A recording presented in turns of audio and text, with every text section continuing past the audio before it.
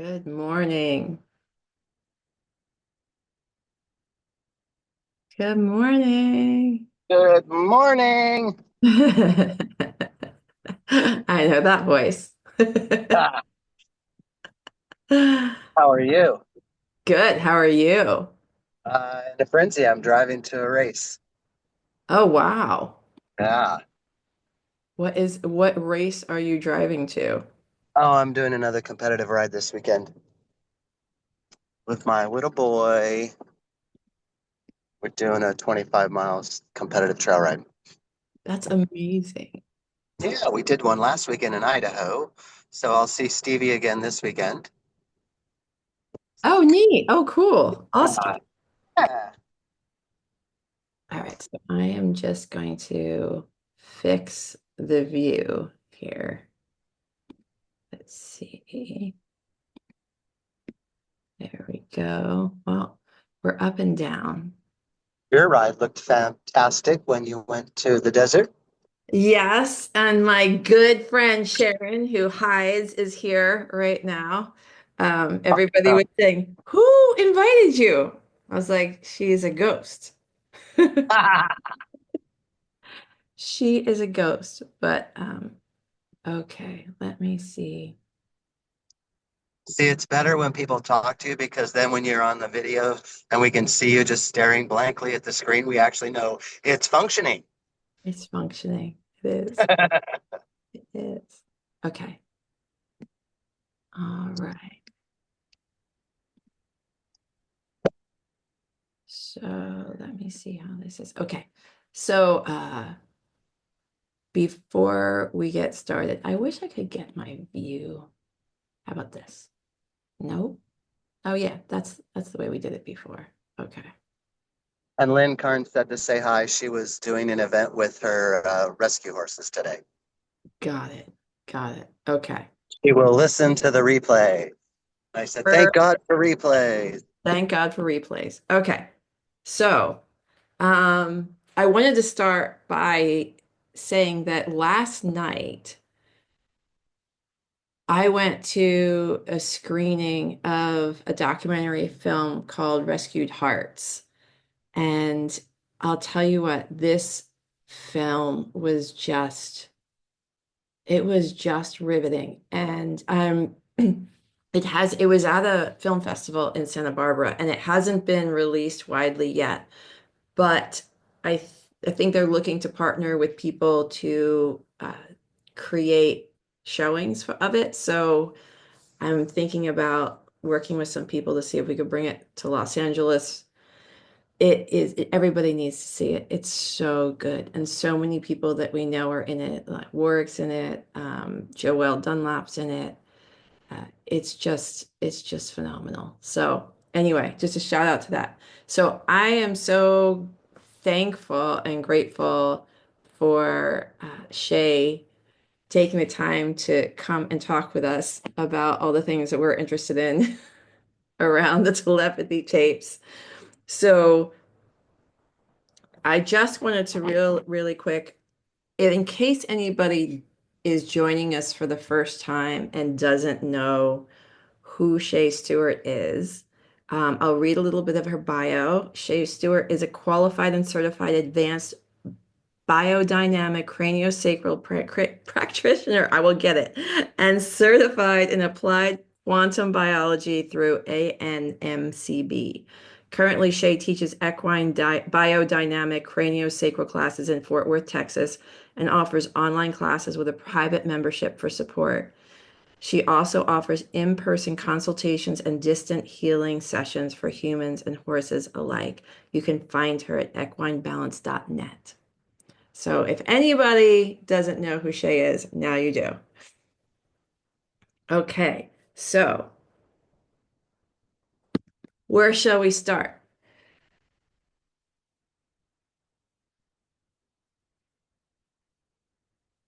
You got to unmute yourself, my dear. Couldn't figure out how to do that.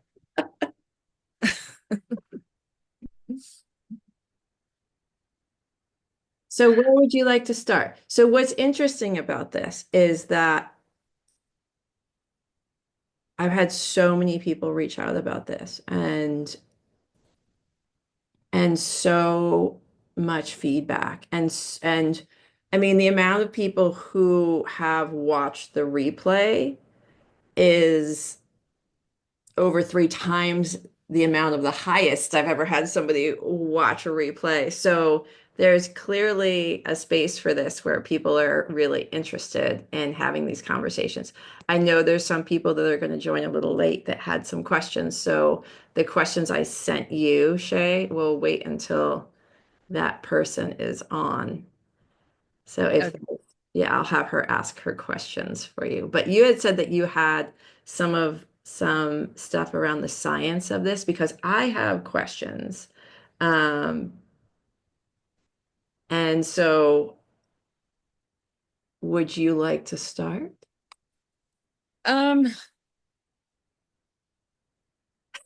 yeah, yeah. I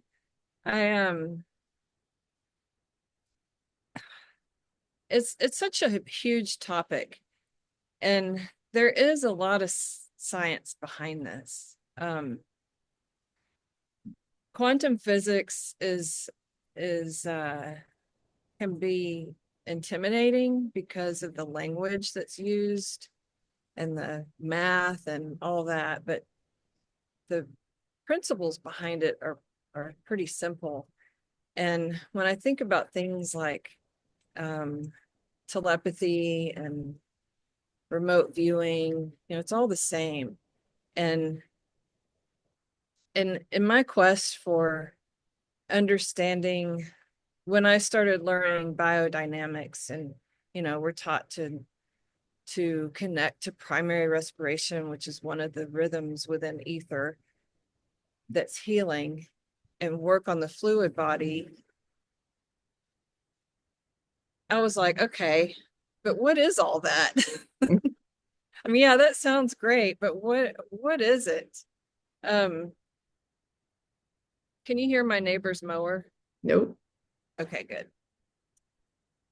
And one of the things that I wanted to talk about was um, ether, Mhm. which is the space around us, it's been called so many things. It's got hundreds of names. Holy wind, um, zero point field. Yeah, it's got a lot of different names. So it's Quantum not the gas ether that we're talking about. ether is like the space around us that connects all. And this has actually been measured. And and quantum physicists are studying this more and more today. And it's basically a charge it's a medium that is full of charge. It's a life force giving charge. And they've measured it by like freezing it and trying to make it still, and it still has fluctuations in it. And so they found that it's so powerful. If you took like a coffee cup full, you could basically implode or burn out all the oceans. I mean, it's a powerful medium around us. And then if you think about the the the biofield that we have, our own charge that surrounds us, and this is all measured. There's a whole science of biofield, and they've found that they can find problems in our physical body start in our biofield. And this our biofield is the way that we can connect to ether, and that's what connects us all. But this moves in waves, and these waves can be constructive or destructive. Mhm. And what causes them to be destructive is fear. Fear is the biggest voltage draw in our body. So our body uses a lot of electricity, and our brain uses a huge amount of electricity. And when it's brought and when there's fear, it's broadcasting, it's very powerful, and that causes a collapse. It causes a contraction. And then the more fear you have, the more voltage, the lower your voltage is, and the less you can connect to the ether, to God's source, however you want to view it. And fear in our society is everywhere. If you watch 5 minutes of the news, you have that fear, that energetics of fear.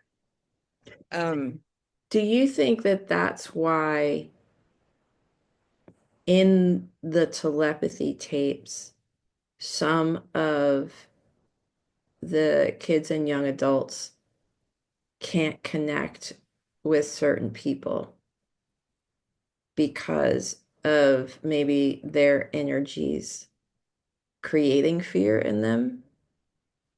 I I think so. I mean, fear is a huge block. And I think so. Because, and then the opposite of that, what allows these waves to be constructive Mhm. is compassion and love. And not love as an emotion, but love as a state of being. Compassion, if you look at like ancient drawings and you see orbs of gold around these people, that's their biofield imploding charge from the ether and creating it to grow, expand out. Our biofield in an expansive state is about 6 feet from our body, but then it can collapse. Um and this ether exists in all parts of us down to the atomic level. They say atoms are full of empty space, but they're full of ether. And according to the work of Dan Winter, he has found that this ether is what causes gravity. This implosion is what causes gravity. So we're constantly imploding ether. It's just how connected we are is completely based on our thoughts, our state of mind. And every thought you have is a manifestation. That's why you have to be careful when you have negative thoughts or you focus on negative things, or even because everything is a manifestation, and what you think creates your reality. That's why I don't go Think, anywhere, you know. just kidding. Huh? So that's why we don't think a lot. Yeah, that's stop thinking. Just stop thinking altogether, Yep. and the world will be a better place. That is our Yeah. message today. But it's that idea of kind of looking at good hygiene around our thoughts. We say, like, you can't control the first thought that comes in your head in any given situation. Those are automatic. But what we can do is start to practice being aware of what are the thoughts that are running the loop in our minds, right? And when you start to become aware of the thoughts, then you get to choose what thoughts you want to think instead. And a lot of the times, the thoughts we're thinking, we made them up. They're not actually based in reality. They're based in maybe our catastrophizing the future or fear of what may happen, or we're telling ourselves stories about what somebody really thought about us at that last meeting, or what people are talking about us, and all of your thoughts create a feeling. all of our feelings are based on thoughts. We have the thought first, even if it's so automated you don't notice it. So, what we don't want to do is become anxious about our thoughts, right? Oh my gosh, I'm thinking anxious thoughts. Now I'm anxious about thinking anxious thoughts. So, if a thought pops up in your mind, you didn't just destroy the planet, okay? But what you can do if a thought pops up in your mind is if it's not a thought that you would choose, you can then look at it and say, okay, this thought is making me feel this way. What other thought could I think about this situation, this person, myself, whatever, that would give me a feeling that I would rather have? Since I'm a creator of my own life and making it all up anyway. Yeah, it's not being reactive and being aware of your brain chatter. When brain chatter comes in, it's time to take pause and sort that out and realize that's, you know, a nervous system chatter. It's a it's just a you and usually it boils down to some kind of fear Mhm. when we find this. Um, there's a little bird nest right above me.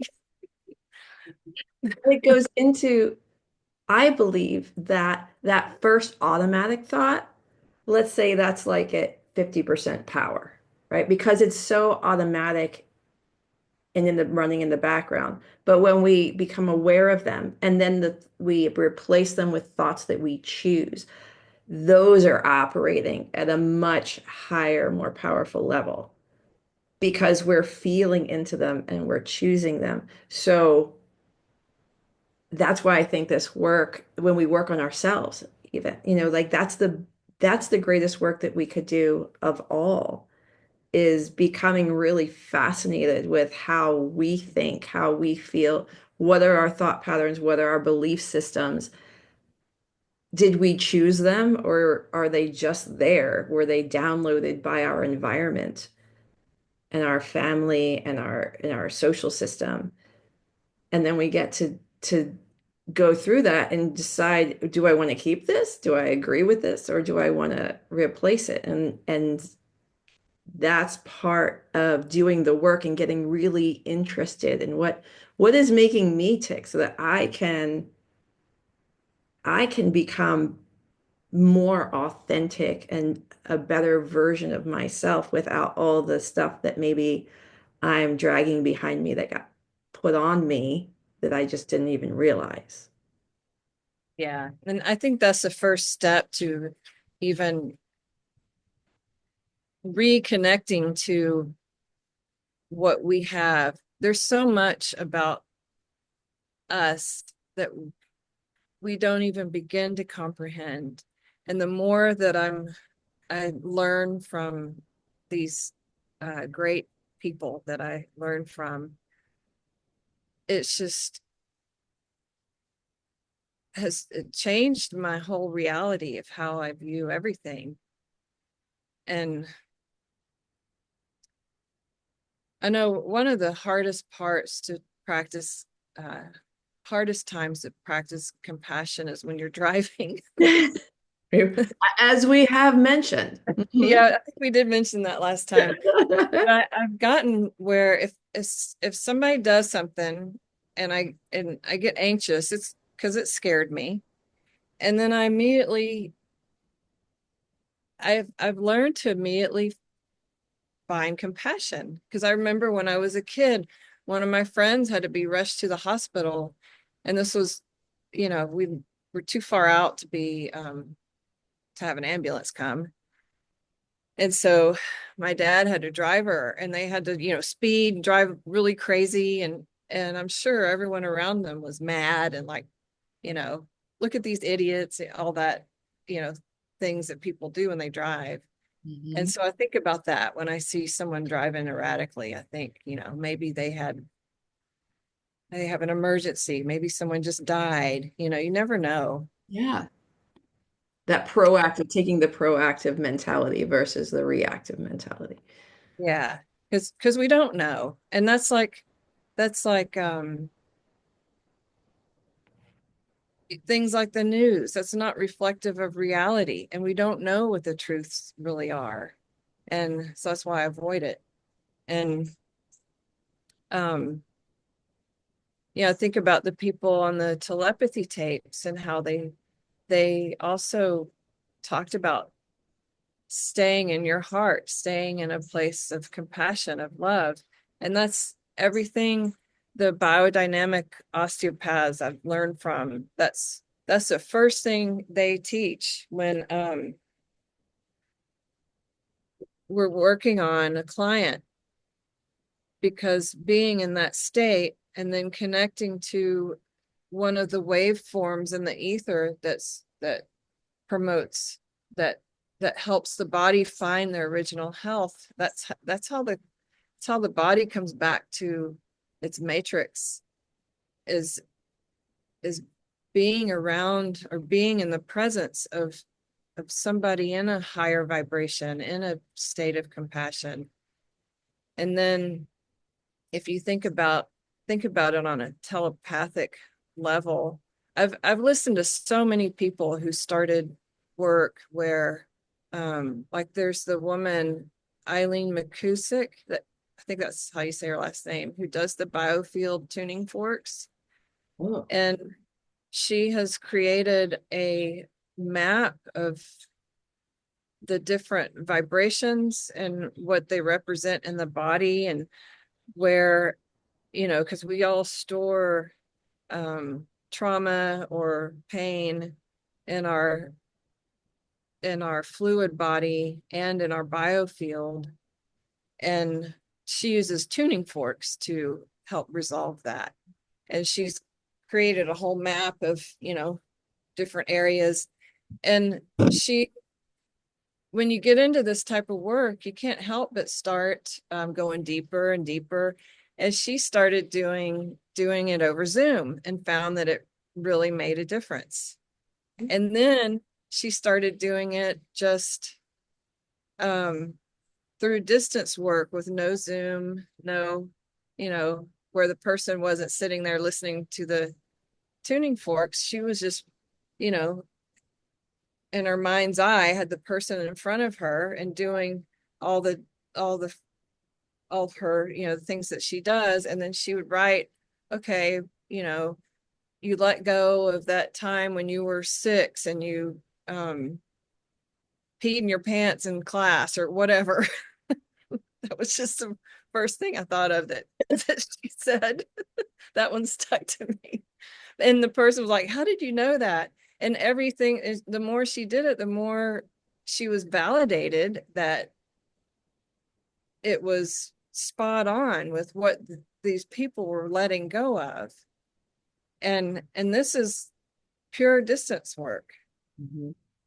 That reminds And me, I think it was Dr. Wayne Dyer talked about, you know, about the idea of sound connecting us to, kind of like different dimensions within ourselves, like access, their access points.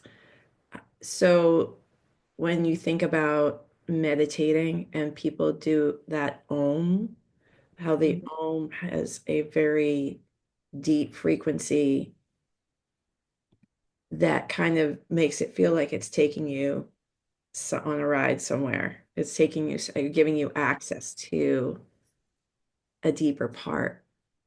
yeah, and that can be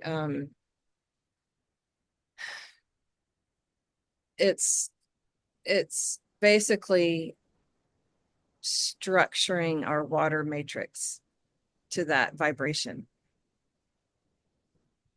because and I think I talked about this last time, that we're molecularly 99% water. Hmm. And this, and water and light communicate with each other. So light is expressed through water, and these vibrations are like a form of light. Oh, wow. So is that like the moisture in our atmosphere is what connects light? Is that what you're saying? Like the moisture The water inside of us, inside of us. Okay. our cellular water, we have water in our cells, surrounds our cells. Every surface of every molecule in our body is surrounded by water. Okay. And this water is what holds memory, um, transmits communication in our system. It carries a negative charge. It's a DC electric current. And the more we take care of this water, and it's not created by the water we drink, it's created by our mitochondria. Oh, yeah, yeah. And our mitochondria needs red, infrared, UV from the sun in order to create this water. Okay. What destroys the water, and there's been tests on this, is EMFs, like Wi-Fi, Bluetooth, um, all these Things we're EMFs. doing right now. Great. Yep. That's why I either like to be outside or try to block it. I turn my Wi-Fi off at night, and I try to mitigate all the stuff. And it's like once you mitigate it, and once you get more connected to nature, the sunlight, it's not like I've had these, grand revelations, but I feel different. And it's a subtle and gradual change. And now it's more noticeable when, like, if I work on somebody who has an indoor job and they're always under artificial lights, can feel it, the dehydration in their cells. And all that stuff disconnects us from our abilities to be more intuitive, or to be more connected to our intuition, more telepathic. Okay, so getting back to a little bit about the light, the water, the mitochondria, and everything that you had just explained, how do you think that relates to what is happening in the telepathy tapes?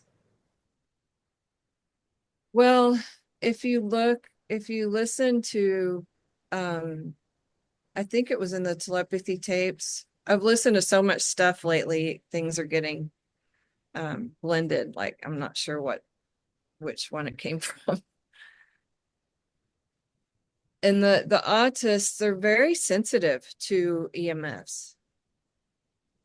They're they're there's even been a computer that was built specifically for um, people who are sensitive to it because of the light. Our computers are backlit with the very intense one spectrum of blue light. And in nature, there is blue light that comes from the sun, but it's in the morning. It's, part of the light that helps us wake up. So, but everything in our artificial life is blue lit. LEDs have the same, our lights in our home have that same spectrum of blue. Our lights on our phone, all of it. And the people, I think it was in the telepathy tapes where they did talk, where if it wasn't there, it was somewhere else. When it was about the autists and their abilities, they have to be in a quiet space, and quiet meaning low EMF. People who are not busy minded. I think the busy minded kind of gets to them as well. But that's a huge component for them, are the EMFs. The people I know who have relatives in that situation, they have to be very mindful of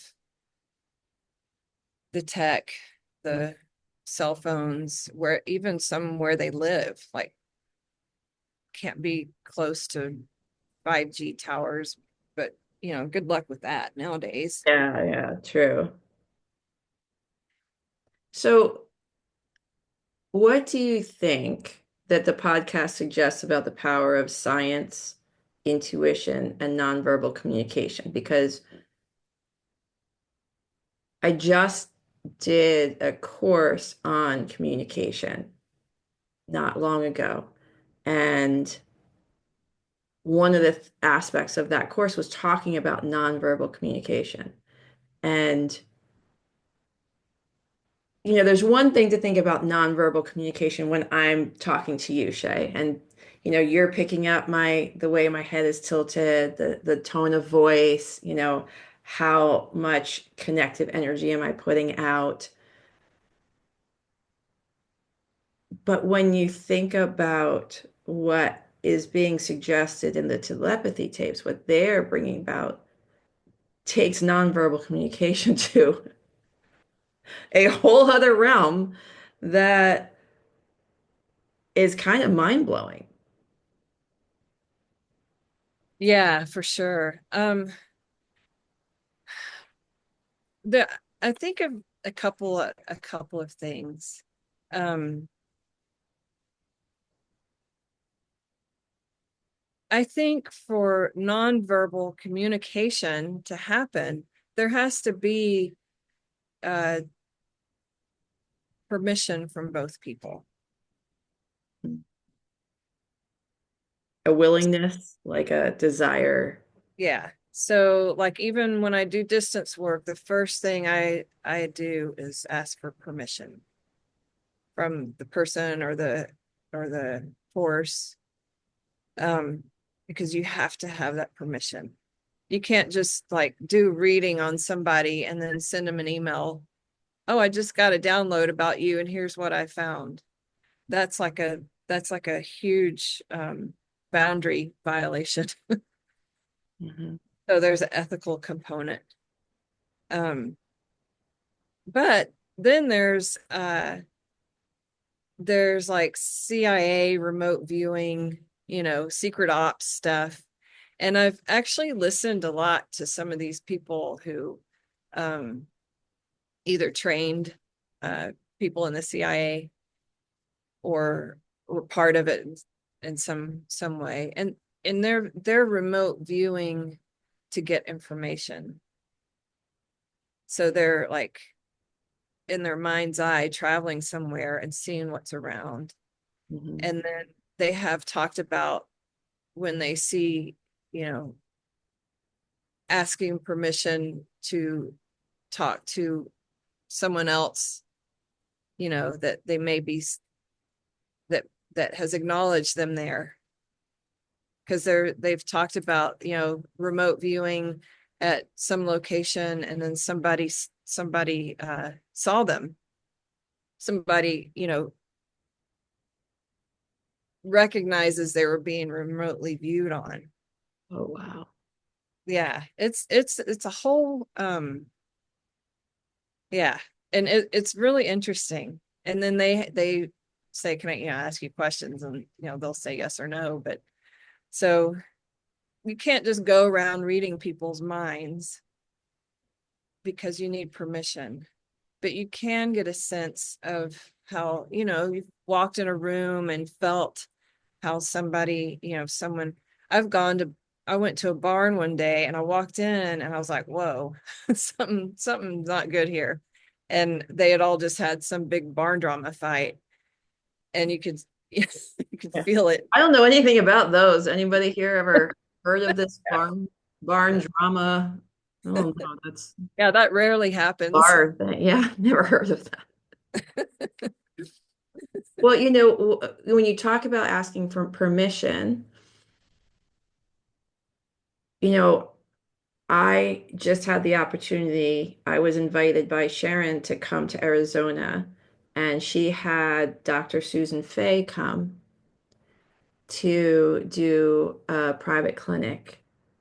And it's all about telepathy when you boil it down, because, if anybody has seen her talk at the first Journey On podcast summit, and she was calling the horse on a banana. Yeah. I Um, love that. yeah, it was great. So, Yeah. and this is the thing that's funny. This is the thing that also reminds me of the idea of a placebo effect, right? It's like it's something that we just accept and we have no explanation for, but then people will dismiss things that are in the same basket as the placebo effect, which we all take as fact. So, people might say that they don't talk to their horses telepathically, but then, when you ask them, well, how did you get the horse to do the thing that you just did? Well, oh, well, because I held the vision in my mind, or how did you know that the horse had something in its foot over there, or there's just things that happen that they can't tell you how they knew. But that's such a common thing between people and horses. But if you said, are you communicating with your horse with your mind? They would laugh because that seems so woo-woo and weird. But yet it's done all the time. So it's that's what we were doing. That's what we were doing at Sharon's place. And it was just phenomenal. It was just amazing. And the horses just loved it because they were getting that thing where they're being seen, being heard, feeling felt, getting got. And they had the opportunity to say no and to express themselves. And you're constantly reaffirming anytime that they're doing anything that shows that they're connecting with you. So, an ear flick, a look back, everything, a release says, I see you, I see you. And as that builds, so does the communication in that way build. So, when we're talking about this whole nonverbal communication, it can go in a lot of different directions. Yeah. And I think animals are, our furry friends. I say animals, we're all animals, but they live in that space more. Um, I don't know. Sometimes I think our world is so backwards in how we're taught, and and restrictive, and us being able to tap into our abilities because we're taught not to. Hmm. And I mean, even just with my dogs, it like the other day, my husband said, I just felt Luna. I didn't hear her, I just felt her. And I opened my eyes in the middle of the night, and she was, 10 feet away, just staring at him. So there was that book, uh,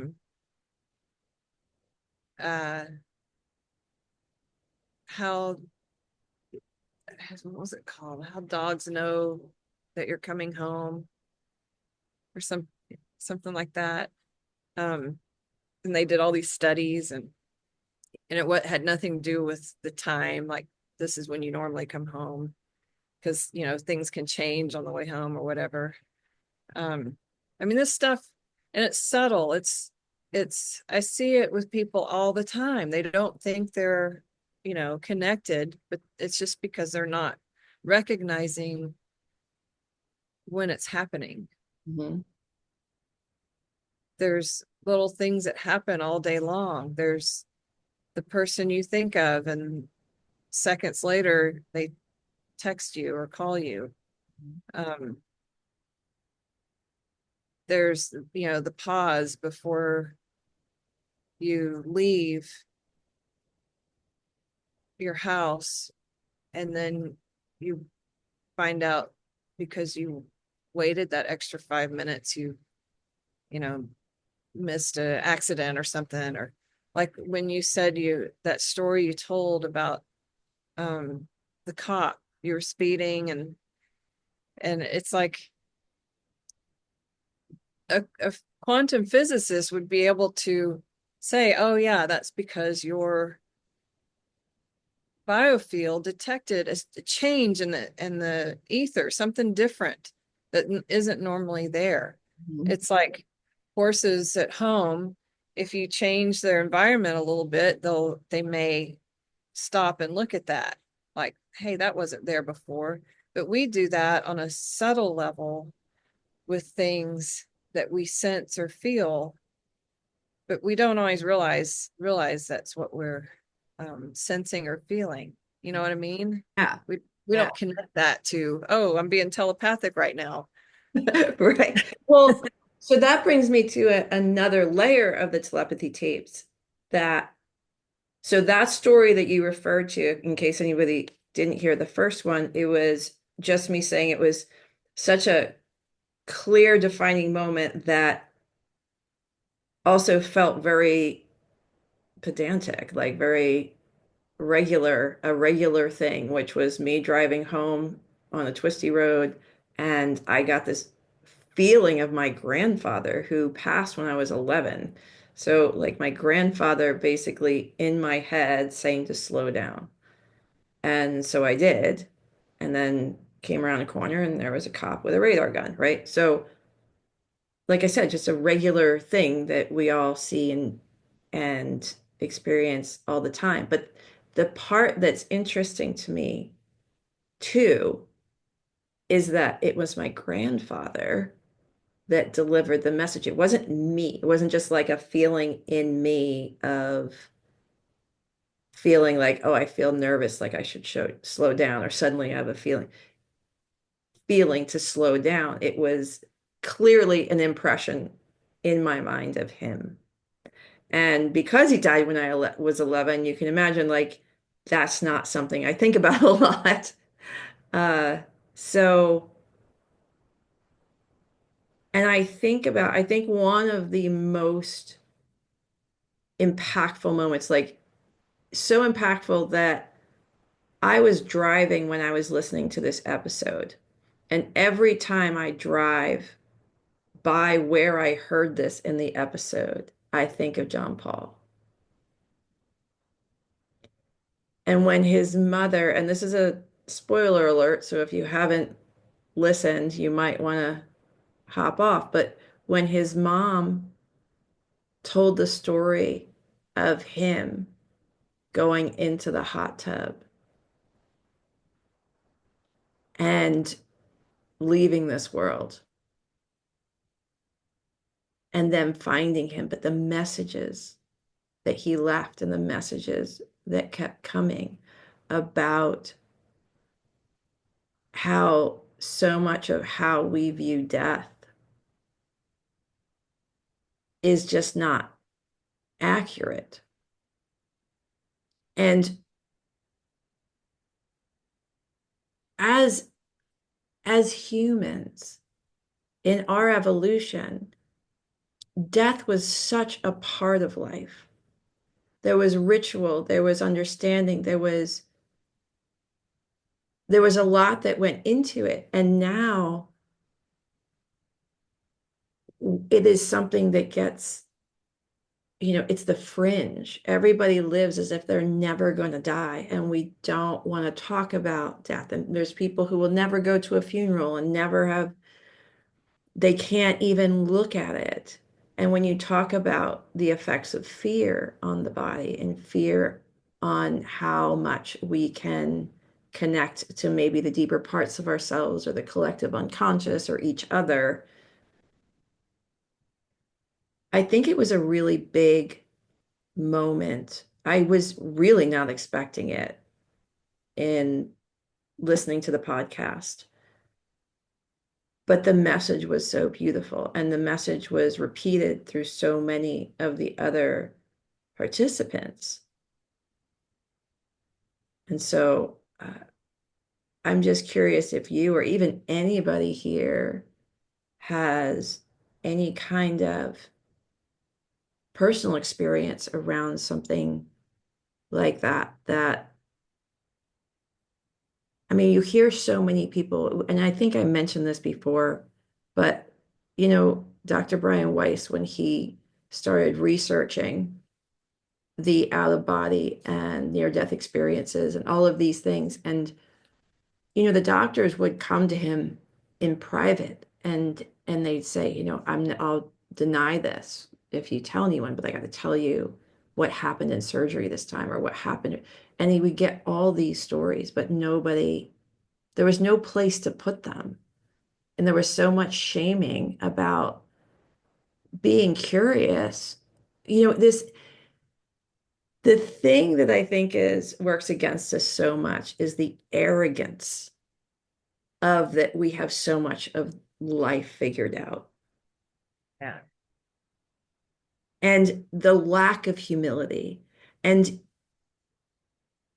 it's this stuff that we're hearing about and experiencing through the telepathy tapes.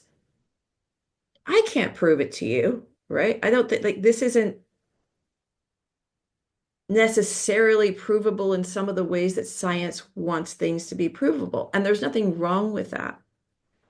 But I think it's also notable that that thing that don't know if I talked about it last time, but this idea that, Galileo was like the father of science, of modern science. And he had, when they talked about the inner science of, the consciousness science and all of that versus material science, he decided to separate them because the inner science, the consciousness science, was not a mathematical formula. You couldn't measure it, so it made it too cloudy. So he separated them and made it all about physics and science and the science of math, which led to great advancements, but it cut us off from a big piece of what this life is about.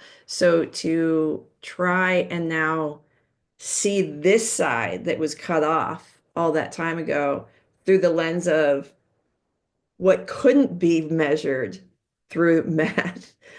Do you see how that it just gets so convoluted? Yeah, and that's where the work of people like Dan Winter, Tom Bearden, there's Dr. Glenn Ryan. There's a lot of people who are measuring telepathy, like setting probes up on people and measuring what's happening. That's how I came to understand the charge implosion and how compassion is what connects us to the ether, because all that has been measured. Mm. There's a lot of science behind it. It's just it gets censored. Yeah. These people get censored on YouTube. They get censored. I mean, forget Facebook. They get, because, well, I have my own thoughts around that. I don't know if I want to get into it, but I think I think there's an intention to keep it hidden from us. It's like only, this is saved for uh I don't know.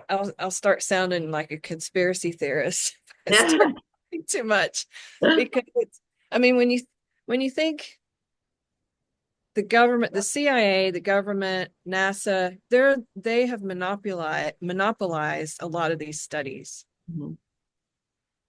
And when independent researchers come out and they're trying to teach the masses about, well, here's what these studies are, because I'm studying it too, they're getting censored. So it is out there. You just have to know, dig for it and know who to find and learn from. If you look at the way, so I think that what happens too is that when there are people who have built their whole career, especially in academics, based on what they know so far in the material science, right? Mhm. Some of this stuff could just really blow wide open their other people's life's work, right? Or their fear is open the door to other ways of looking at science, which would also reduce the hierarchical power structure of Yeah, information, right? yeah. I And think so, that hit the nail on the head there. well, and so what happens is I mean, the government's something else, but I don't always think that it's a great big they, but I think this from the individual standpoint is there's a lot of collaborative view that is in the negative of this stuff because it would disrupt so much. So there's a protection of what we have been doing, what we've quote unquote always done. And and that's, that's I think when you get censored on platforms on the internet is because the fact checking to what gets flagged is based on that material science. So if somebody comes out and says, hey, I did a study based on this or this, if it can't go into that, then, and I think those are all the people that are like, oh, that are flagging it. So I don't know, like there's always been throughout history, you can look that there is a resistance to change. And I mean, there's so much resistance to change in humanity. We are fear change. So, and to be fair, the idea that there are other humans that can read our minds is kind of a trippy thought. I'm sure that there's a lot of people that would like to think that that doesn't exist because it's so beyond what we thought possible in our evolution. Or maybe that's wrong, not in our evolution, but in Western civilization in the past, what, like 500 years or so. Yeah. And I don't know if it's about going in and reading someone's mind. Well, that's what happens in the telepathy tapes with between the parents, Yeah. teachers, and the kids, right? Or the young adults, which is I can, they're saying I can't hide the candy. I can't hide the Christmas presents because no matter what I do, they know exactly where it is because we're connected in that way. Yeah. Yeah. There's that connection. Um, and I know they talked about reading the minds of other people. Some of them were able to. Yeah. Um,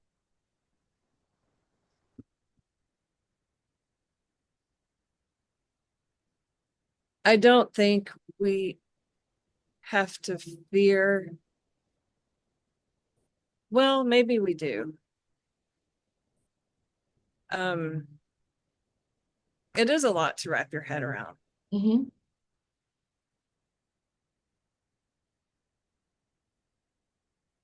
But I don't know. I just think of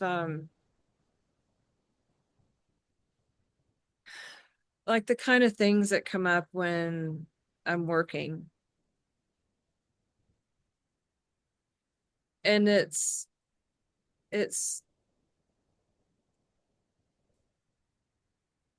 the things that come up are all in the context of how this person can heal.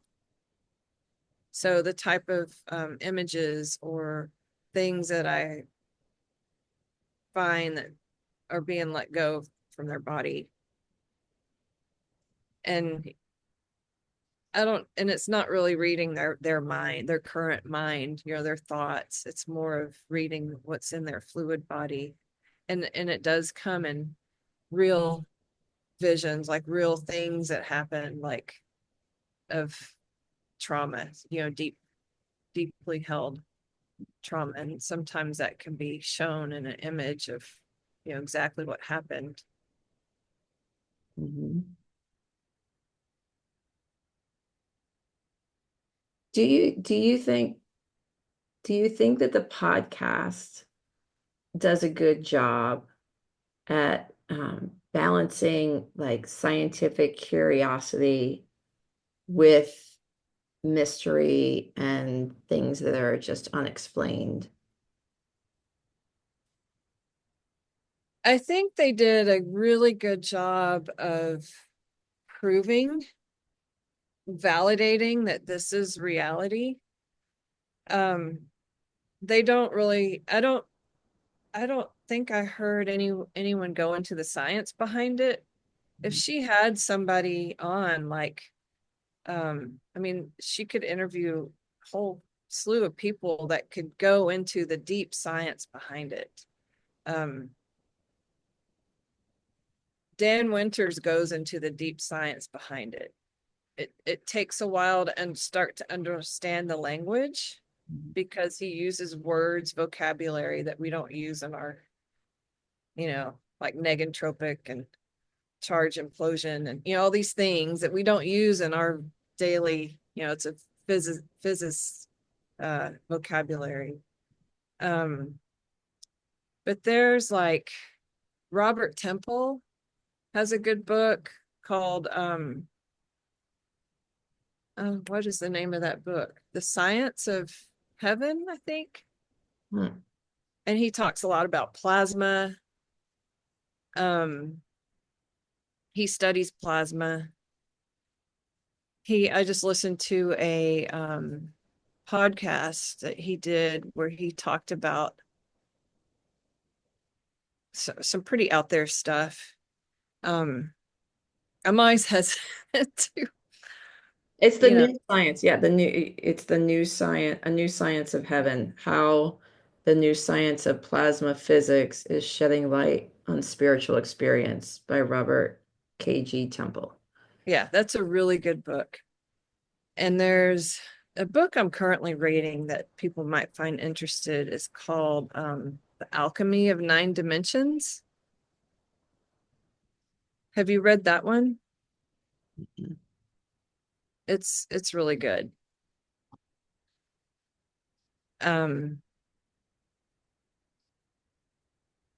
it's really good. It goes into a lot of uh, this kind of stuff. Um, So I was oh, go ahead. I was trying to find that podcast that oh, it's called Astral Travel with Robert Temple, and it's on a podcast called No Thinking Aloud.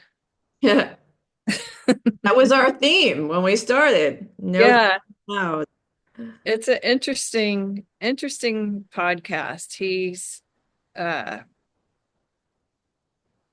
the man who runs it. I think he teaches remote viewing, or maybe he has a bunch of people on that has taught it. It's an interesting. They have some interesting things on there. I wanted to give a minute because um, Ashley is on this call and she had sent me a couple questions that she had wanted to ask you. And I'll give you both the questions so that you can decide what order you want uh, to answer them in. And Ashley, you are more than welcome to unmute yourself and elaborate. But she wanted to hear more about the golden ratio in the Constantine. And Animal Communication with Anna Breitenbach. Oh yeah, I've listened to her, and she talks about the same type of thing of being in a neutral place, not imposing your will, um, being in a heart space, um, being in compassion for all, even insects that we don't like mosquitoes, um, and that's how she's able to communicate with them. Mm-hmm. Everybody has the potential. It's just whether or not you understand how important it is to stay in that space, that neutral space. Mm-hmm. Ashley said in the chat that she remembered one of the moms. Uh, she said, I believe one of the children told his mom that he wouldn't be able to read minds if he had bad intentions. Yeah. But then I think about the CIA remote viewers. I guess they don't have bad intentions. They're just taught to go in and view and report back what they see. So Dwayne was asking if earlier he had a question about, so if you need consent, how does that work with the CIA and remote viewing around like defense or war or something like that?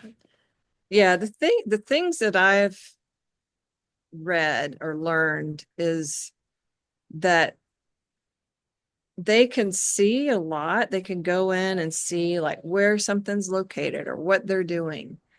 But when it comes to actually reading, uh, Oh, they can listen to conversations. But when it comes to reading someone's mind, that's a different, like if you remote view, say you travel, you do some astro projection in your mind's eye, and you land in some warehouse where they're building a bomb. Their job is to report, what all they're seeing, what conversations they heard. But I don't think they can go in and read the minds of the people that are doing it unless they have permission. And that's when I've heard them talk about coming across even entities like people, not from this planet, and they'll shut them out. Like they'll see someone's remote viewing and they'll shut them out, or they'll say, no, you can't be here. mhm. I know that's getting I into mentioned my visceral response to the word entities last time. uh-uh. I just, you know, I'll just say that in California, there are people making a lot of money telling people they got entities in their house, entities stuck to their body, entities in their business. And if you just pay them $5,000, they can come in and clear your house of the entities. And so while I am open to the idea of us being unable to have autonomy in our bodies and that type of thing. I think that that goes in a realm that not only do I not like, but I think it can be detrimental to believe for some people around a mental health standpoint, right? Because then we can get into this idea of like, oh, do I have some evil force attached to me? And I don't believe that everything that I think and feel is gospel at all. It's just I think that what's interesting is that thought came up for me when I was a teenager and I saw the movie The Exorcist. And I had nightmares for like 2 weeks. And I just remember going, that's not a healthy thing to be going through life thinking that things can just get you in your soul and your spirit. Yeah, I don't, yeah, I understand what you're saying because there are people who profit off of that for sure. Especially in LA, I can tell you. Yeah. Yeah, and I don't know. I have my thoughts about it. I don't think the average person walking around, I don't think that that is, I don't know. I mean, I So don't know. I I have have a a problem I have a with, question about the telepathy tapes because, and it's funny because somebody else I had listened to them and I didn't give them any thoughts about it, right? I didn't tell them my opinion of anything, or I just said, just listen to this podcast and then let's talk after you've listened to it. And they came back to me with the same thing that stood out to them. So I'm really curious about what anybody else feels here about this. And you've listened to, obviously, Shay, you listened to all of them too. So you're the one that turned me on to them. So the overwhelming message from all of the autists, as you call them, I like that word, was that we are love, right? We need to see each other as a reflection of ourselves, that we are all from one source energy and that we are all connected in ways that we may not even know or use or understand yet. And we are shaping the world, right? We are creating this as we go through our thoughts and the actions and energies that follow those thoughts. And there's an episode where a young man comes from a very religious family, and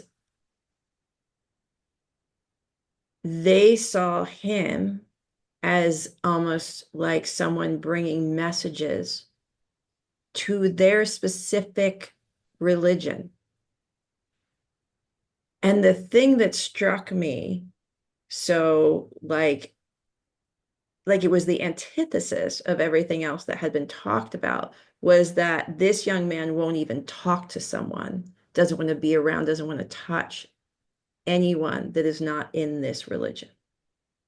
And he's now kind of cloistered away, surrounded by an environment in that religion.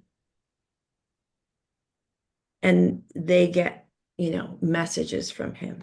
So I'm just curious if that stood out to anyone else as feeling very, am I going to use this word correctly, antithetical to the message that all of the other participants had been sharing.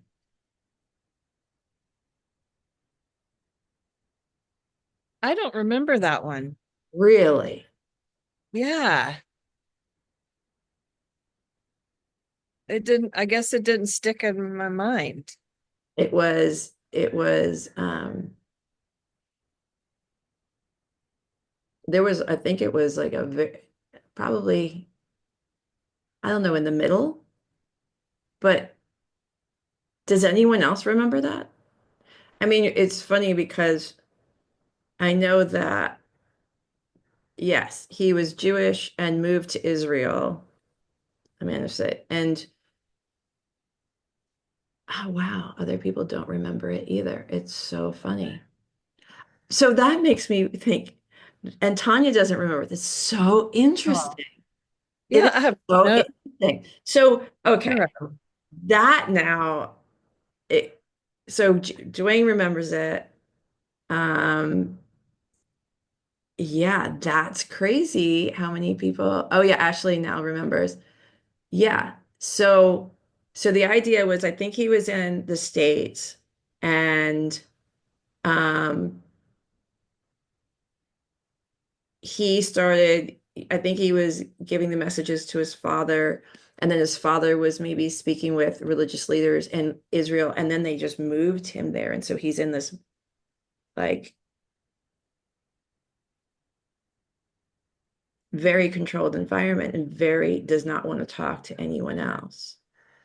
And I find that that's where I go into the ethical aspect of when people are saying, I'm getting the messages, or even the idea of the autists are also humans. They're people who want, I imagine, a lot of the same things that we would want from our parents, right? Which is love and acceptance and being special and valued. And if they are picking up on our energies and our thoughts, do we think that all of them would not be also influenced by our thoughts and values? So it may be a weird question since no one remembers it, but no, well, some do, but I'm surprised. And so it also, I know I might be getting ahead of myself because I just asked one question and now I'm going into another, but it also now so surprising that so many people didn't remember that when it stuck out to me as so incongruent with the rest. And so it brings me to the idea of how much we edit internally, because if it went against everything else we heard, there's a thing our brain does that it mutes out or skips over things that don't fit into a pattern. Yeah, I'm wondering. I was just going through trying to find the episode because I thought maybe if I saw the title and the description, I would remember it.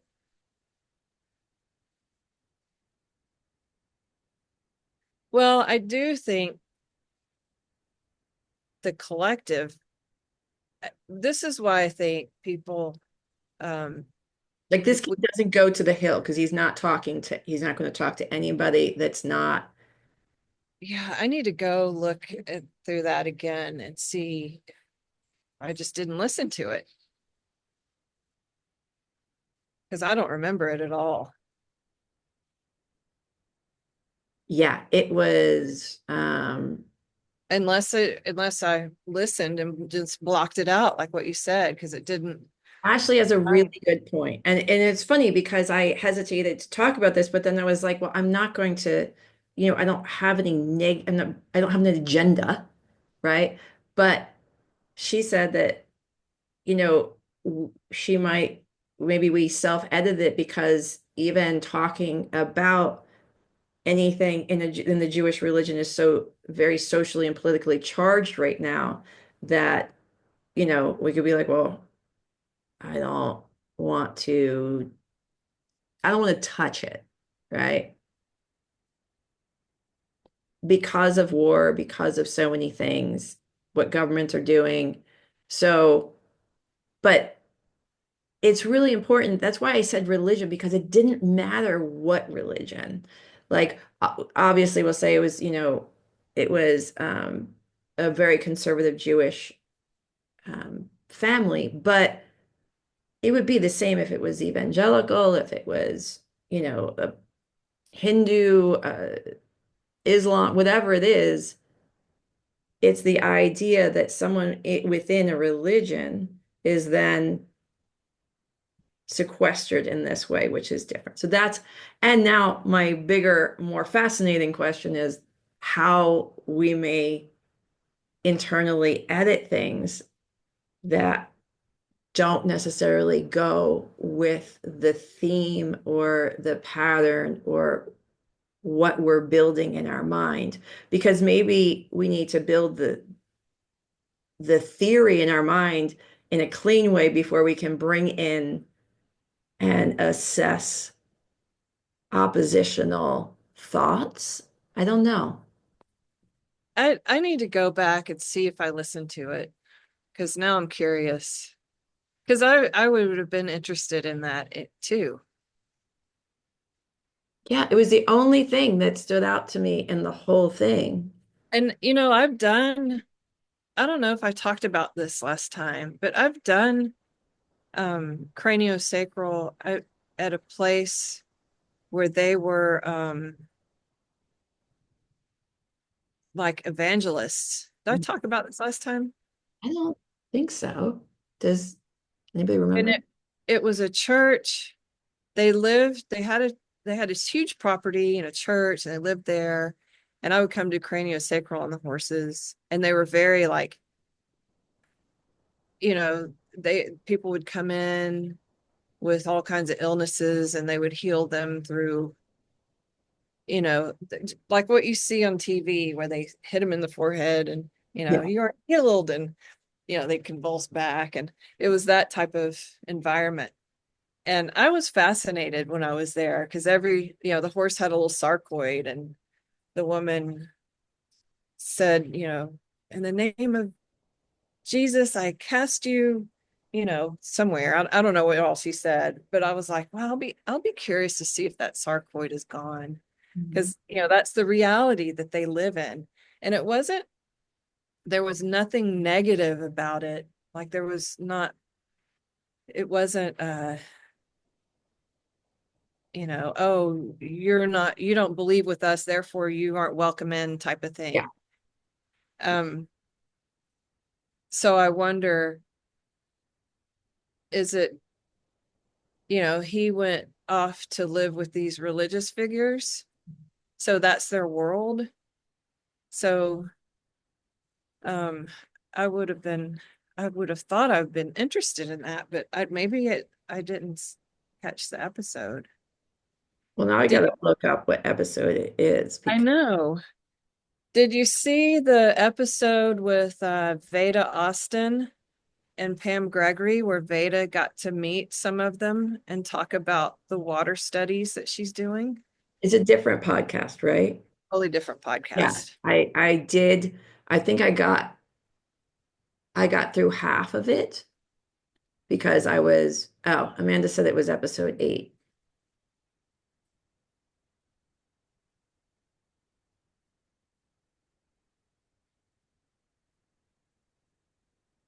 I might not have listened to that one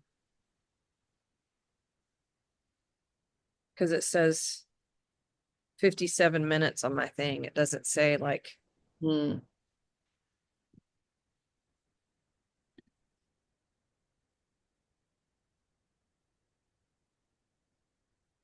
Yeah, it just so to me, so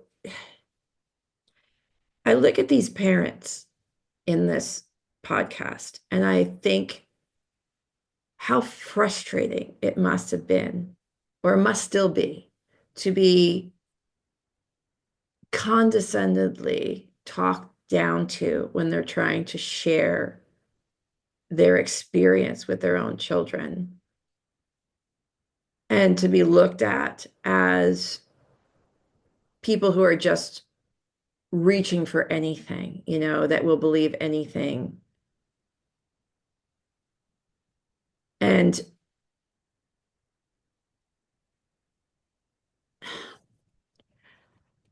I don't know, I feel like this whole podcast really allowed them the space to talk about all of this. And the thing that the religion aspect added into it was a bit of the question that some of the critics have, which is when you're doing like it's different from the spelling from when they're typing because they're, you know, they're using their own fingers to communicate. But when they're communicating telepathically, the question being how much of that message is getting filtered maybe through my own lens as the receiver. And that's why the religious one is the only one out of all of the parents and all of the stuff that gave me that little weird ethical feeling in my gut. Like, that's that's interesting, right? That's so, and I've looked up online, like what is the controversies around this and stuff. And one of them, the controversies is around, somebody being the translator of the messages. So I'm curious, do you think that sometimes that can be true, that it's going through, yes, it's someone else's thoughts and feelings, but it's going through now my filter. Now, sometimes people talk about it like it's like a total clear thing that's just like bam onto their brain, like fully formed, but not everybody. I think things do get filtered, but that's where people who are studied in this learn how to be neutral and receive and listen. It's just a deep form of listening. Mm-hmm. And yes, we do listen through our own filters. That's how verbal communication gets so messed up, because we listen through our filters of, our own self-concept or whatever. Mm-hmm. But I think like, because I know in my training where it's emphasized to be a neutral listener and not through your filter project. There's a lot of training around that. Mm-hmm. And some people it comes easier than others. I was, as a shy kid that never really wanted to talk, I created my own deep sense of listening because I didn't care to talk. I didn't need to come in a room and start chatting with people. I would just sit back and listen to everybody because I was too shy. But it can take more for some people to understand how to be a neutral listener or a deep listener. So,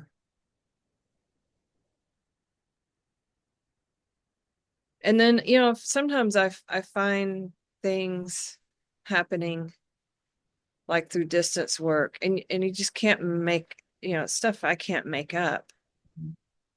And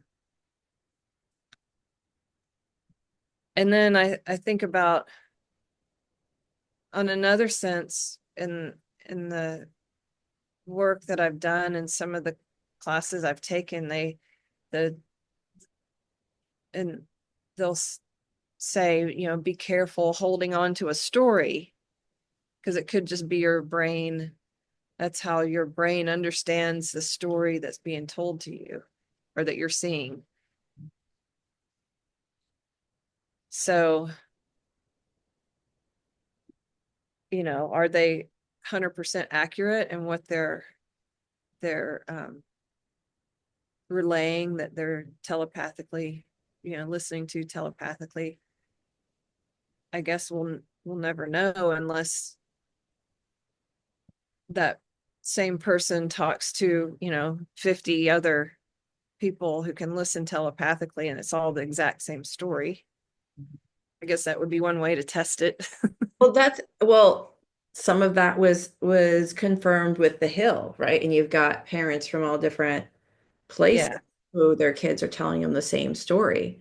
The other thing that I thought was really um, validating was again the spelling. Like a lot of there's kids that don't need anyone to hold their hands. Like, and again, the idea that someone can hold someone's wrist up and send them messages of what to type through that touch is bizarre to me. But which is what some of the naysayers say. They think that, the parents holding the wrist up could be sending messages or somehow manipulating what letters get typed.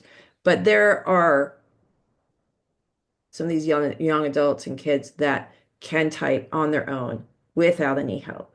And so they're speaking directly and confirming and validating their use of telepathy and their abilities. So even if, somebody was to say, well, I'm not going to believe anything that a parent translates or a teacher translates because they might be making it up, even though all of that stuff, like, well, I would say at least 75% of it was like validated, like it was validated stuff, like specific things that this person couldn't know. But anyway, regardless, um,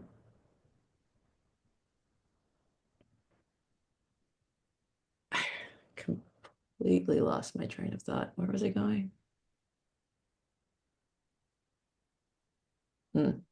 I wonder if people who are naysayers and questioning everything, I mean, it's healthy to question everything. Like I had to question everything. That I think that's how I got on the path because I wanted to see how things worked, Hmm. you know. Hmm. Um,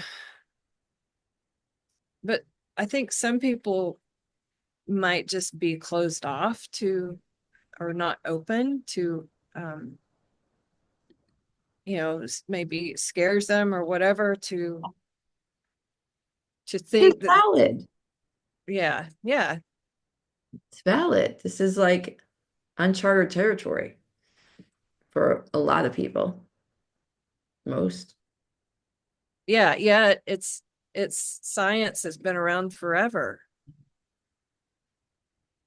And it's how people, you read about the hunter gatherers and how they communicated and how they knew where to go find an animal, you know, or where they knew how to go find water or this or that, or how the Polynesians knew there was a island in the middle of the ocean. It was a connect, there was people were more connected to the ether. They understood their visions.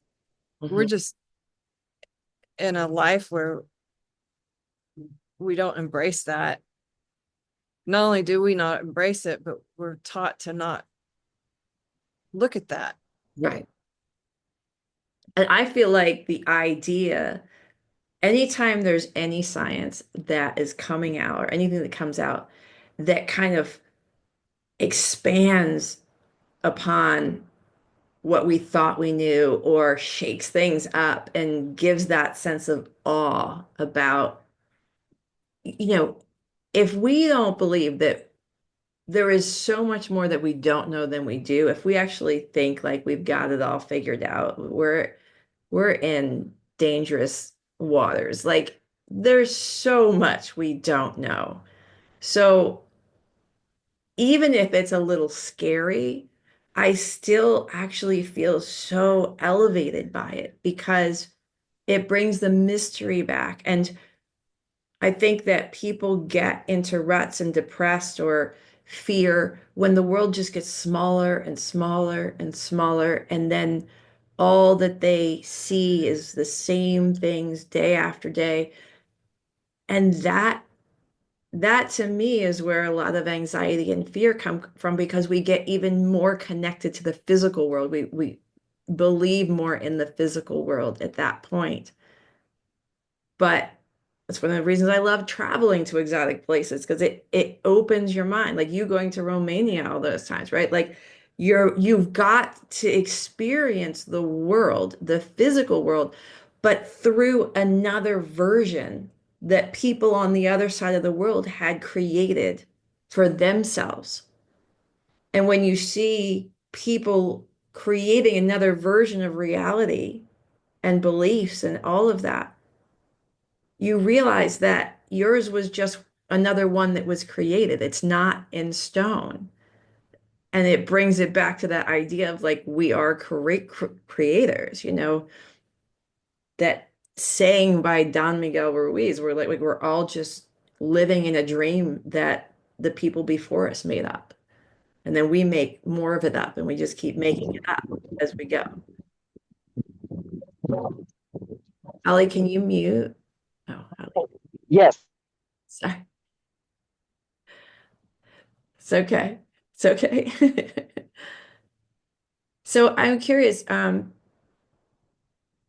does anybody want to jump in and add anything? Like, do you have any unanswered questions from the podcast or theories, or anything that you hope gets more airtime or confirmed in future episodes, when season 2 comes out?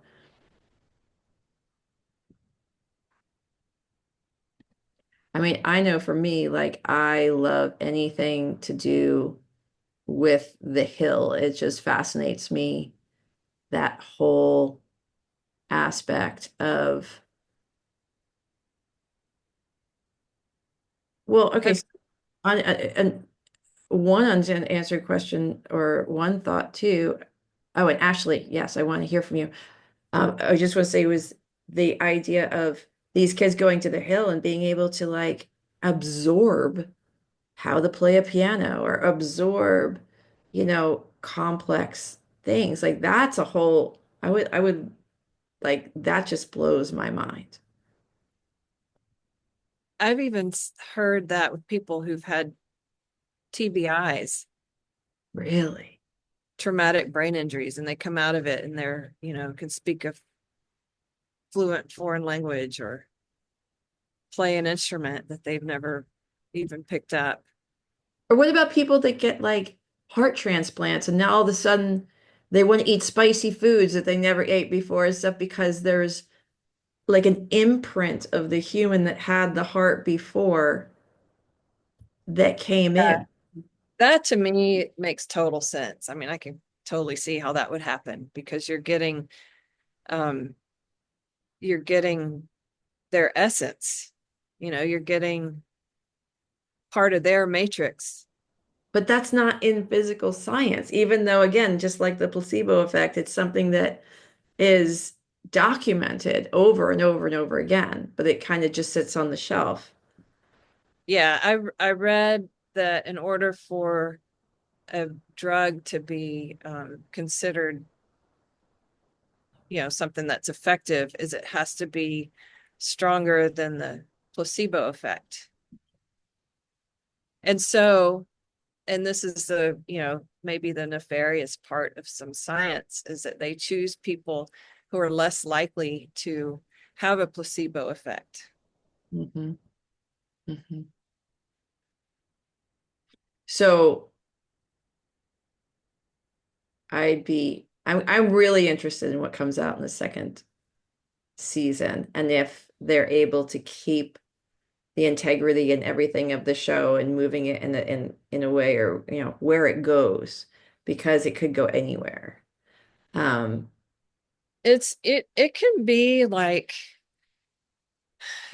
in a sense, it makes me worry about these people being exploited, yes.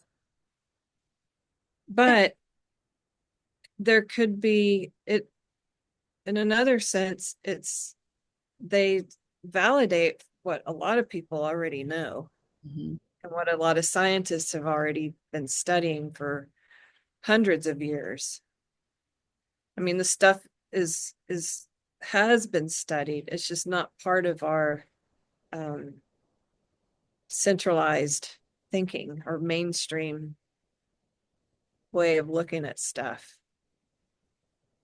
Yeah, I guess my hope is that they keep it clean in the sense of like we've shown a layer of this, a certain aspect of this. And I think that there's so much more to that one aspect. And if you start pulling in from all different types of telepathy, you end up watering down the message that you're creating.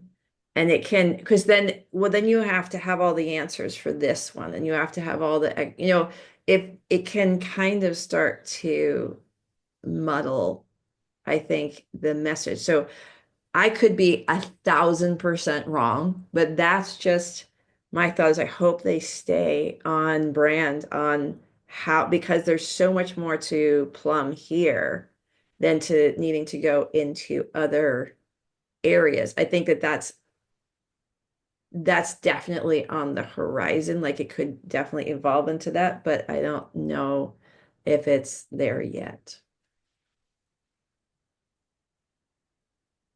Yeah, it'll be interesting. Like maybe it should stop at a certain point. You I may do do. a spin-off of something else, like if you're interested Yeah. in this other stuff. But Ashley, Yeah. what do you want to share?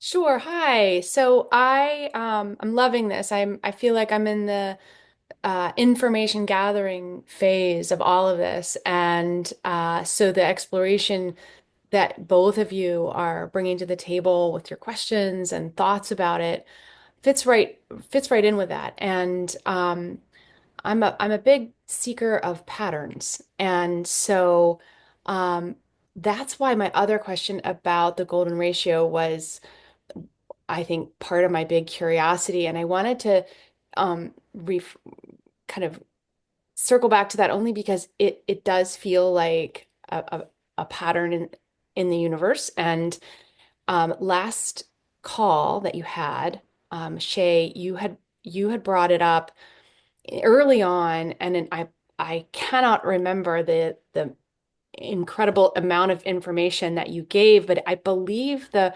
Russian person's name was Konstantin something. And then you actually, okay, and so you remember, and there was something about there was a golden ratio in somehow the quantum biology, something you were talking about, and you went on this thing to where the point was Christine was like, "Oh yeah, I thought about that this morning," and you kind of made a joke out Oh, of it, like so much stuff. So that combined with the fact that it came up again later when we were talking about, or not we, but you were talking about crystals and how the golden ratio is in the fabric or the construction of a crystal. And so that um, really had my curiosity up, and where that might come up more and more in these explorations about telepathy and related practices. Um, so one example, so remember earlier today I talked about how compassion creates a constructive wave pattern. So if you think of the ether and our biofield and everything is in waves, everything is vorticing. Everything moves in spirals and vortexes. And compassion creates a vortex that's in a golden ratio. And the golden ratio is like the perfect distance between like here and here and here and here and here and here. And it's found in nature, it's found everywhere. Spirals, pine cones. Um, it's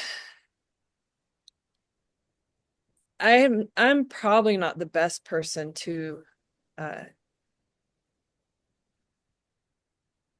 describe it all because I'm still trying to wrap my brain around it as well. But when you think about the medium around us, that's the ether, and the spiraling vortices that our biofield has, and how this changes based on our own thought patterns. And then the perfect vortice would be in the golden ratio, which means it's spinning the same in the top as it is in the bottom. That is how we connect. And we implode more charge doing that when we're in that state. And it's called a negentropic state. So that's just one example of how compassion, love, joy, we can create our own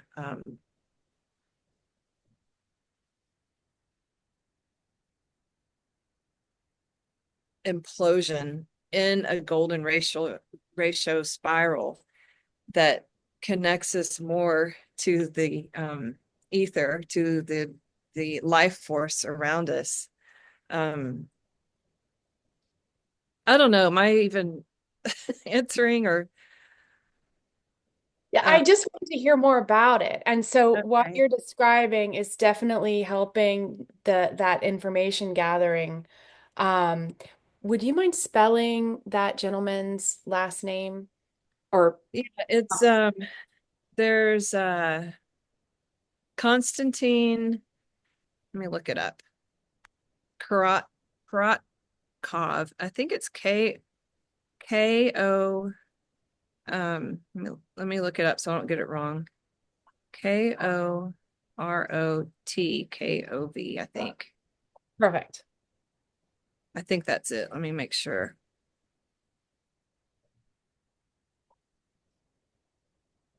Wrong guy came up. What's his last name? Korotkov? Mm-hmm.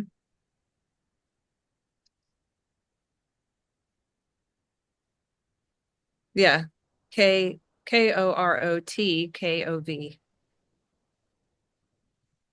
There it is. And the Constantine is with a K. Yeah, okay. Awesome. And then there's Victor Schauberger. He was a scientist who studied the movements of water and life. Who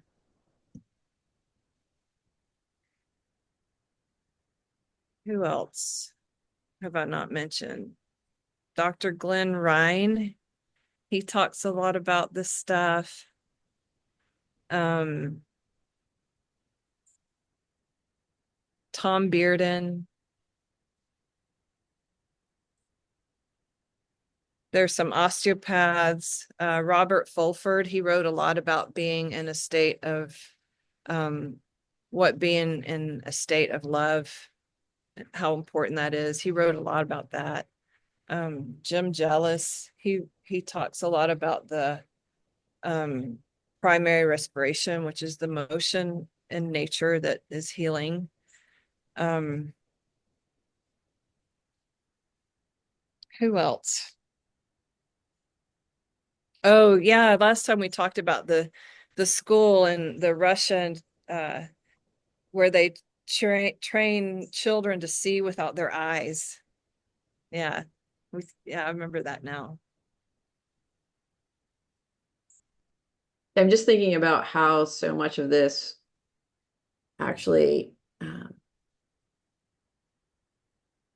was also reflected in that movie we went to last night, the um, Rescued Hearts movie, because it's all with people healing with horses, but from this idea of the horse has autonomy and choice, not from a forced place where the horse is expected to heal the person and that's their job, but when they're given free rein and the ones that want to do it can step in. It's really beautiful. Anyway, there's a lot of obviously there's a lot of shared information that's nonverbal in that work. Yeah. And then because of the things are nonverbal, sometimes it's hard to verbally communicate it. Yes. Yes. So like here. Yeah, exactly. And Dwayne, I think it was Dwayne mentioned earlier about how they said the communication was not just, like Thanksgiving, going to Thanksgiving. It was all the smells and the feeling around it. And that's one thing that I notice in doing this work, is that it's like the imagery of everything. It's not just the words around it. Mhm. Mhm.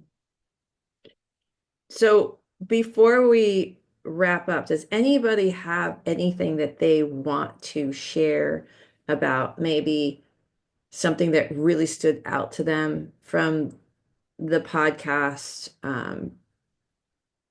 Some question that they really hope gets answered at some point. Anything that just gets them maybe giddy at like how cool this is and interested in following this to see where it goes, or even a personal experience.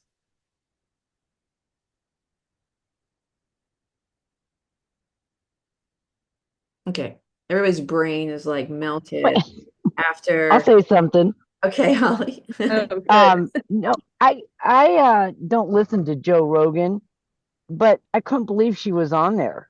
And I mean, in the questions that he was asking her. And so for me, it was just really good to see that it's just moving, it's getting out there. And the more it gets out, kind of like the Rescued Hearts film, once some of this just gets out more in the mainstream, who cares if uh, we got this other side that wants to keep it smushed down, right? If enough of us feel in our hearts the love and everything that we can share collectively, that's just going to change the vibration and spread things along faster than what they're already going. So I was just really encouraged by that and just wanted to share that. I agree. Yeah, even just having this conversation today raises the vibration and puts it into the ether. So Jackie put, this is my processing face, and she's got like the face is all Oh, spiral. yeah. I know. I get like that even just talking after,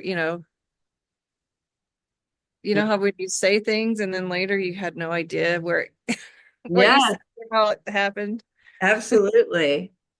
Oh, Dwayne, tell us, what's your thing? Well, I was just so last week I was working on a client with her dog, and you were talking about interpretation, and it was something that was bringing me to my interpretation because I see things when I'm working on people and their animals, and I saw angelic sparks and a leaping dog, and my thinking was, okay, she's 12 years old, she's possibly going to pass. But it was that was my interpretation, but it didn't feel like that was what was being. It was just that she was, bouncing and was a puppy and happy. And the woman said the next day she actually laid on her back and did the puppy pose, like the dog yoga that she had not done since she had had a couple of different accidents. And it was how we get in our own minds of our interpretation. Um, and that concept of it of like, oh, this is what I saw. But I talked to somebody about it later and I said, you never want to say what you interpret, just give them what you saw so they can interpret what their perspective of it is for what what's going on in their life. And the dog actually once I told her about the jumping, leaping, and I didn't say that I thought she was going to pass, it just brought her to tears. So she got the same thought that I was thinking, whether she picked it up from me. But the dog literally got up and left the room, went in the other room and went, okay, thanks for talking. You finally got her to know that I'm still here and I want to play. And you know what? That is such a beautiful story, and it underscores something that's really important about communication. Because what you demonstrated there is you knew that to keep the communication clear, you just have to say what you're seeing, not your interpretation of what you're seeing. And so often, and I know this is a telepathy tapes, but when there's a moment to have a clarifying moment about communication that helps all of us, what we tend to do is go, you don't respect me or care about my workload because you're always leaving your socks on the floor and you just expect me to pick them up, right? Instead of something like, hey, I'm noticing that your socks are on the floor. Do we need another hamper in another place? What do you think? What do we think we need to help you with that? Right? Like it's totally different because you're just noticing and mentioning what is happening without the story that we create around it. So, think about how different it would land in your body if somebody came to you with like, hey, I've noticed like you have a lot of dirty clothes on this chair. Do we need a hamper here? Do you want a hamper? Now, obviously, tone is important. Tone and body language when we deliver this is very important, but it changes it. So when we're talking about all of these things around thoughts and how our thoughts are sending energy out into the world, so is our communication, which starts with our thoughts. So these all tie in together. And how can we be softer and more inviting in our communication as opposed to rigid and defending or projecting or storytelling? Amanda, did you have something to say, or do we just get to see your beautiful face today? I um I I what you said earlier kind of caught my attention about, your surprise at the boy wanting to be cloistered. And one of the things that's been coming back around for me a lot is that, like, as humans we have to hold two truths. And one of those truths is that we are divinity, and one of those truths is that we are human, and too much of one or the other disconnects us. And just like, as somebody who's newly diagnosed autistic, I had a lot of misunderstandings and a lot of like ableism around neurodivergence and autism specifically. Um, and I just want to encourage folks to like listen to episode 3 and 4 of the talk tracks that she had. Because like I also don't want to forget that like these podcasts were about the human beings. And we have people right now who are trying to um, like demonize and dehumanize autistic folks.